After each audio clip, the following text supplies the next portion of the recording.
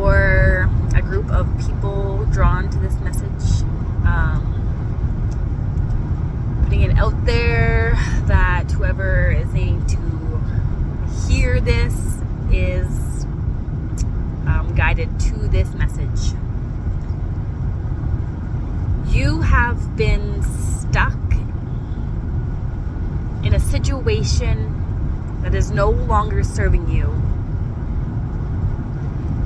I was going to give a time on that, but Spirit is saying that sometimes that thought alone of the time that you might have wasted in this situation makes you feel defeated enough to not change it. So I'm not going to give a time frame. There is so much more waiting for you outside of this situation.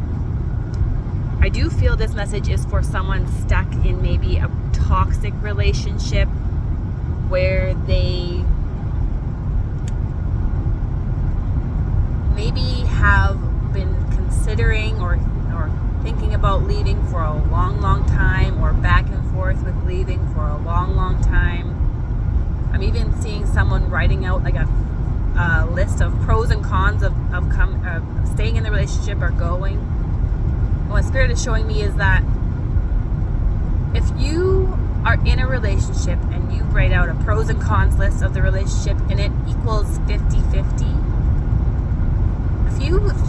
if you're thinking that is okay, you know, that is not okay. You should not want half of your time with someone, half of your life together with someone to be 50% bad. You know, that is a giant amount of your life that you're wasting. A more reasonable expectation would be less than 20% of the time. I would say more like 10% of the time is hard or, you know, difficult, or 10% of the things about the person are you don't like, but not 50. 50 is a non-negotiable for your self-worth. If you are in a situation and you have maybe trauma bonded over soulmate connections or twin flame connections, I see this so often. People get stuck in these lifelong situations because they think that who they're with is their soulmate or their twin flame, and that it's going to get better. Specifically, if you are in a situation where you are growing, because it can become very confusing if you're growing at the same time. For one, if you are in a phase of personal growth, you are going to be extra vulnerable because you are constantly looking at better ways to improve yourself, and that makes you highly vulnerable from being taken advantage of, because you're self-reflecting. You're in a state of self-reflection. This is why super smart people get stuck in super toxic relationships for long periods of time, because they keep thinking that they should be able to fix it.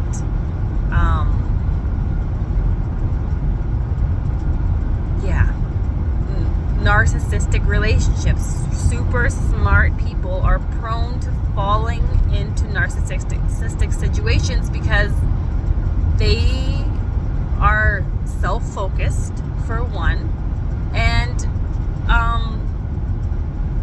really believe in the goodness of people generally, and that there's a way to fix this, you know? So you see the good qualities in your partner and you just feel so strongly that this should be able to be fixed. And you can waste a lot of time in your life and a lot of energy trying to do that. So if this is resonating with you, this is Spirit's big sign for you if you've been asking for one. And I see someone crying and praying to their bed, yelling for a sign, if this is their twin flame or if they should move on. If you're feeling even slightly confused in a relationship, I think maybe I said this already, but that is an extreme indication of toxicity. If you can't tell what's happening, if you're trying to figure out who's to blame, those are all huge indications of being in a toxic situation. And any of those things you should not be okay with. Regardless if you think that you have issues and things that are wrong with you that are causing the situation, and this is for like one person specifically, I'm just talking right to your soul right now. I heard the name Anna or Hannah. If you're even having just a seed of doubt that you're like, well, it's me, I have all these problems. The right person, and probably many, many, many others, are going to make you feel at ease with your issues, if you want to call them that. If you're in the phase of life where you're self-reflecting enough to stay in a toxic relationship, that means that you have grown enough to know when you're the problem. And that's the double-edged sword of self-healing, is that you constantly get stuck thinking that you can improve yourself. And if you're in that situation, I feel Spirit just kind of whipping you on the hand and being like, well, that's enough. You've done enough healing to, start using that and living the life that you've now created based on what you've done inside yourself. And you're still lagging, like you're lagging behind. I'm sorry if that's deeply hurting someone. I feel that. But they're showing me that you're lagging behind your outer growth by staying in this situation. So the Spirit's like, that lag is just cut that cord off. We're just going to cut that cord. And you're going to feel that. Spirit is helping you to cut that cord. Anytime you're feeling that push-pull, just cut that cord and see what happens. If it goes away, then you're meant to. Don't hold on to something that's not meant to be in your life. One thing Spirit has shown me that is super helpful when you're, we all kind of have a codependent struggle, I think. It's just a natural human thing that we have to learn how to be alone and in a healthy way, without being an avoidant person, still open to love, but capable of being alone. And when you get that urge, specifically if you're leaving a trauma bond, you're going to feel extremely vulnerable and extremely needy. You're going to really want something. It's going to feel so scary because you've spent so long doubting yourself and questioning your worth and your value, and now you're like, oh my gosh, is there someone else better out there? And you've been isolated so much that you don't know anyone else that exists, so you can't even think of, maybe you're going through the 5 people that are single in your head, and you're like, well, they're not any better. But there's a whole other world that you are being blocked from, that you will be exposed to. But when you're in that situation and you're feeling that need to go back because you're convinced yourself that you're the one that's the problem and you need to go back and that they're changing and they're going to change, and you're holding on to that potential and you're realizing potential is what's killed you, and that you can't change people and they can't change you, and you're just two extremely different people. Even if you were both healed, you probably wouldn't get along. And when you're feeling that pull to go back, just see all that energy, all that love that you want to give to something or someone else, and see if you can just picture your needy self kind of beside yourself and just hug them. Just give all that love to yourself. Sometimes we need that external feeling to give. I've done that in the past and it's been extremely helpful. It helps to realize you can redirect that energy to yourself. if you're stuck in a twin flame dynamic, if you've been obsessed with twin flame dynamics, you might obsess about your outer masculine. And I do believe this whole realm is causing codependency. When you are in a state of complete union within yourself, you're not going to be overly interested in the outside masculine. If you are hyper obsessed with what masculine or feminine, if you're a male watching this, is coming into your life next and who's going to be, it's a deep, deep sign that you are really codependent on the outside energies rather than sourcing those inside. And you've probably repressed and suppressed half of your body, the right side of your body. If you notice any pain or discomfort in the right side of your body, that's a sign you're suppressing your masculine energy. Or if you're suppressing your feminine energy, it's going to be on the left side. And you have to realize that it's not about anything to do with the outside. As soon as you become so focused on yourself and your life, so masculine energy is about putting yourself out into the world, so creating what you want.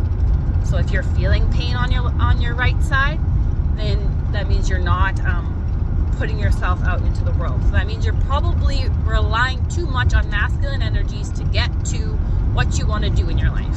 Outer masculine. You need to be your own masculine, date your own masculine, heal your own masculine, be friends with your own masculine, and then create union with your inner masculine. And Spirit showing me dark masculine, so you might have a bit of a dark masculine energy going on, and that really is just because you're sourcing it externally. And you have to cut the cord of codependency of the hyper focus on what your outer masculine is doing or who he is. There are many. I am extremely spiritual. I connect with the angels. I have been through an extreme spiritual awakening journey. There is someone for us, but we are all growing and changing. So someone could be being created as we are being created or connecting with our authentic self. But depending on the level of who you have become, that is who you're going to connect with. They're also becoming themselves, so they might not. So there's no point in focusing on one person specifically, because you have many, many options. Many people that are going to feel like twin flames. The biggest thing you can do is come into the deepest union within yourself, and then you're going to find your match. Not someone who is your opposite and mirrors all these things that you need to fix. You're just going to feel more balanced, more like a soulmate, we might call it. Twin flames, naturally, the energy is you're the other half of their soul. To me, that is kind of a huge indication that you've suppressed half of you, and I really don't believe it. I have went through phases of believing it, and it has not served me at all. It's very, very difficult to let go of that spiritual ego and that spiritual bypassing spiritual delusion, and because it's codependency, and it feels nice to think about that you might have someone that's meant for you. But you are meant for you, and your inner masculine is meant for you, and they will make you feel very, very secure and very, very loved, and you're going to love your life. You're going to love everything else about your life, because there is more, so much more to life than just a romantic relationship. So if you're hyper focused on romantic relationships, this message is for you. And it's time to realize that maybe this spiritual idea of twin flames is causing you to miss out on the things that you're meant to in this life. The most grounded, successful humans out there are not searching for twin flames. They're just being, and as soon as you become that being, you're going to create love, and it's not going to be based on someone having an excessive amount of something outside yourself. You're going to